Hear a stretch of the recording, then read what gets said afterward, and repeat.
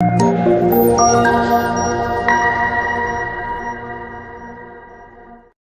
everybody, welcome to this episode of Think Business Live. Looking forward to talking with Ilona Bleaman. Ilona, it's great to connect with you. You have been you're a PA that has been in family medicine for 16 years and now in the functional medicine space for the last 10. You are focused on educating and empowering people to understand their health. And I'm looking forward to talking to you about that. I think it's such an important thing that sometimes people don't pay maybe the exact time that they need to on it. So I'm glad to have you here, and we're going to dive in.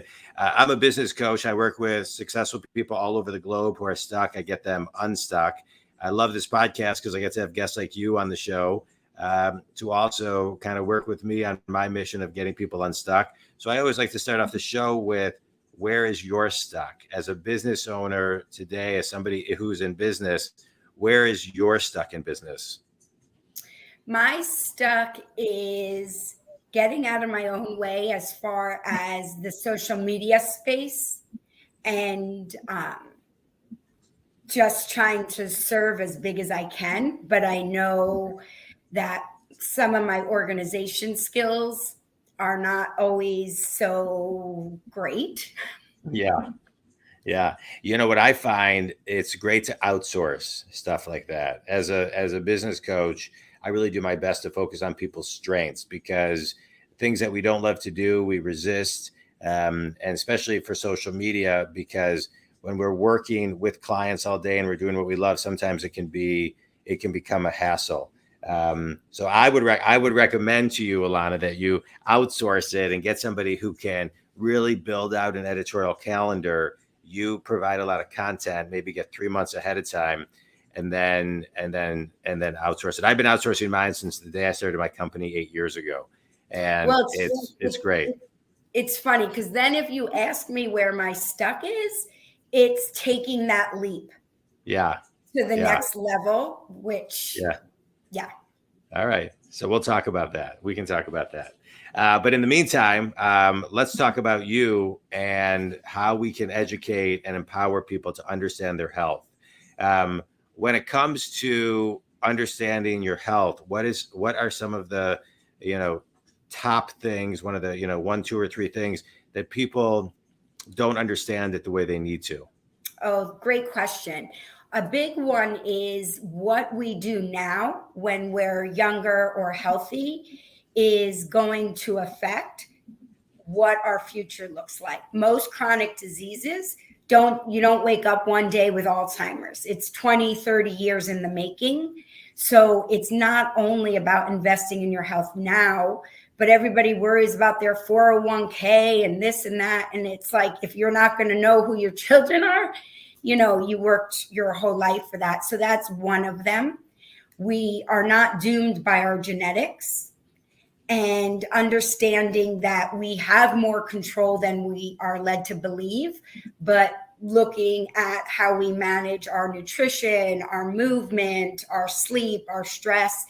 And oftentimes, particularly to your audience, these people, when you're driven and goal oriented, the last thing you do is take care of yourself until, unfortunately, you may get a wake-up call when it may be, later. Whereas if we could address and prioritize our health along the way, we could avoid so many problems down the road. Yeah.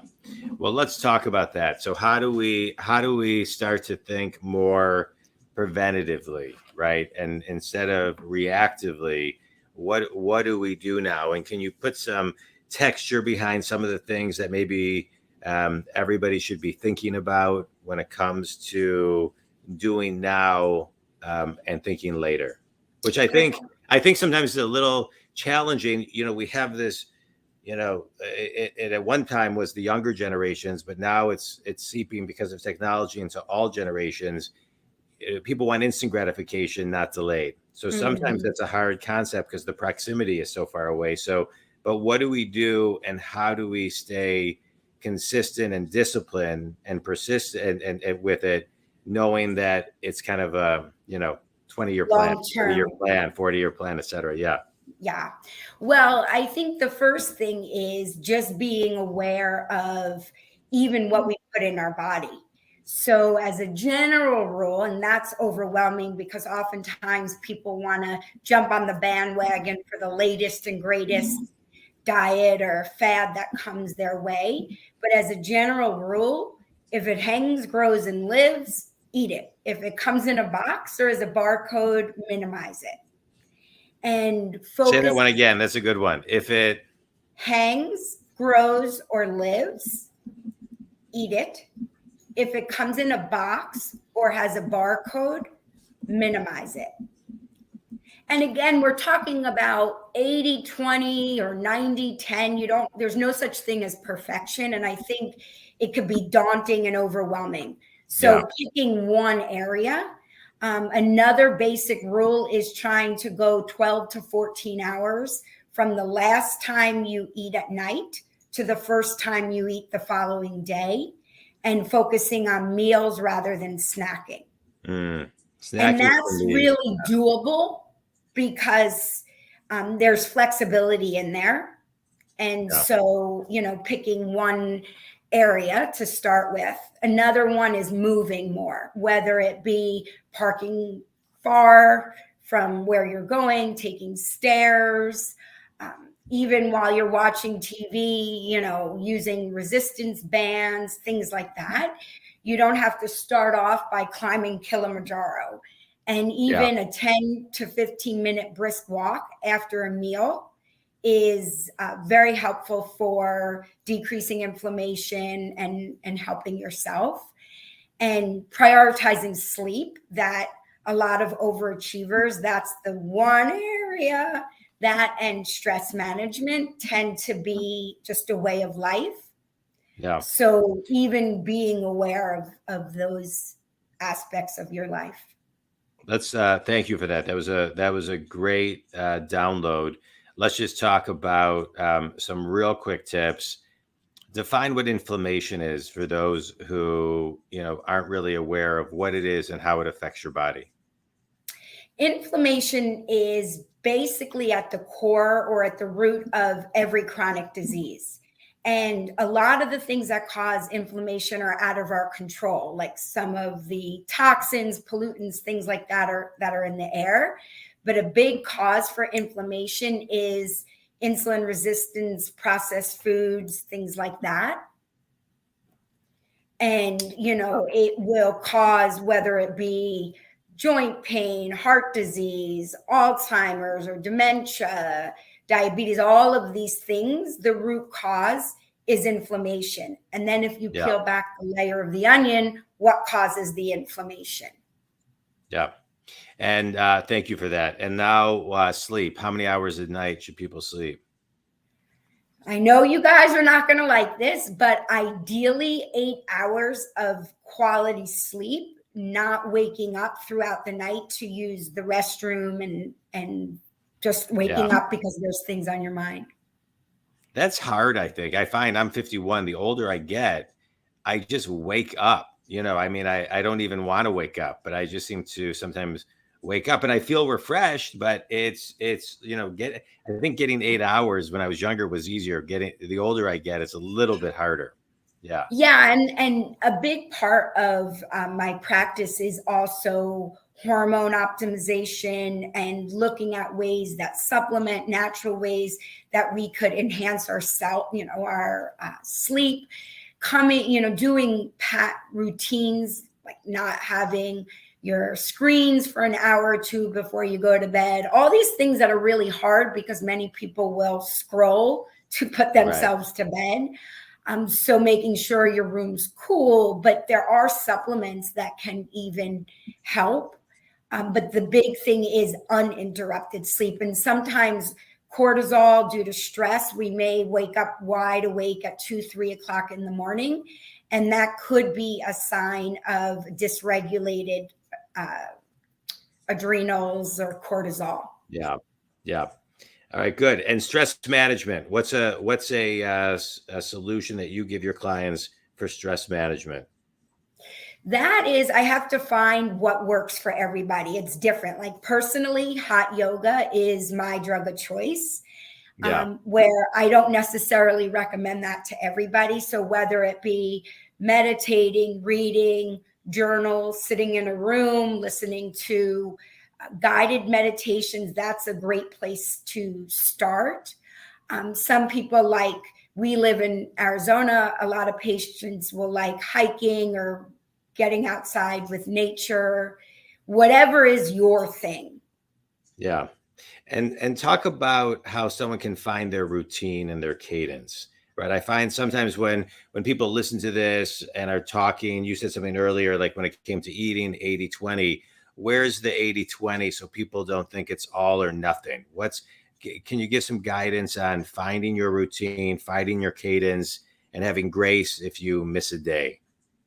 I think the last thing you said is pivotal for long health Yeah. or sustainable health, is having grace with yourself. It's really not all or nothing. Sometimes the sun, the moon, and the stars are aligned and you have the time to do everything. Other times you're in survival mode. So even starting, like for myself, I started waking up even at first 10 minutes early to sit by myself, quiet, before anybody woke up, before I got in the shower, and just kind of got in the right headspace for the day. Yeah. Yes. Should I be meditating 30, 40 minutes a day? Yes. Am I there yet? No. But Yeah. 10, 20 minutes is better than when I used to sleep to the last minute and get out of bed rushing. Yeah. Yeah. I agree. I think, I'm a big meditator. I have been for a long time. I love it. But sometimes I wake up and I just can't meditate. It's just, I just can't get there. So I'll go for a walk outside, or I'll just take 10 deep breaths. Like I think it's important to kind of have variations and like 3 options or more of what you can choose from. Yeah. That's a great idea. That's a good point, because some people, even if they just go for a walk around the building at lunch, Yeah. to break up their day, it could be a moving meditation, putting in earphones and listening to something on YouTube or a podcast such as this, or whatever works into your schedule. A lot of people also will do it if they have a commute, listening to relaxing music, not so much that you can't drive, but to change gears from work to getting home. Yeah. So understanding any is better than none. Yeah, no, I agree. All right, I love that. All right, so let's talk about the type of client you work with. Who is your ideal client, Ilona, and how can they connect with you? Thank you. Pretty much everybody, because the general people who come in, what I felt like everybody was saying in family practice was nothing's wrong, but something's not right.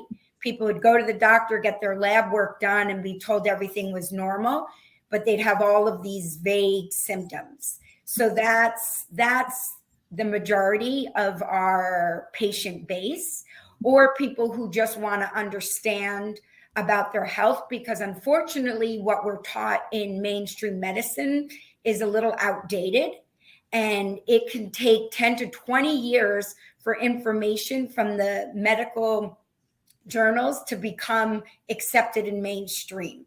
Yeah. So, giving the information, and if something resonates with someone, great. If not, then not. They could check me out on social media at Ilona, ILONA .Bleaman, BLEAMAN, and there's a link tree for consultations, or if you're interested in being treated, and prescriptions through our office website is on the link tree. Awesome. All right, let's do a quick speed round. Ilona, favorite book or TED Talk or article that's had a big impact on you? That's a great question. My favorite book right now is going to be Why We Get Sick. It's a good book. Yeah, that's a good book. Best piece of wisdom you've ever received? Don't take yourself so seriously. That's a good one. That's a good one. Last question. What is one thing everybody can do starting today to control what they can control about their health? think before you put something in your mouth.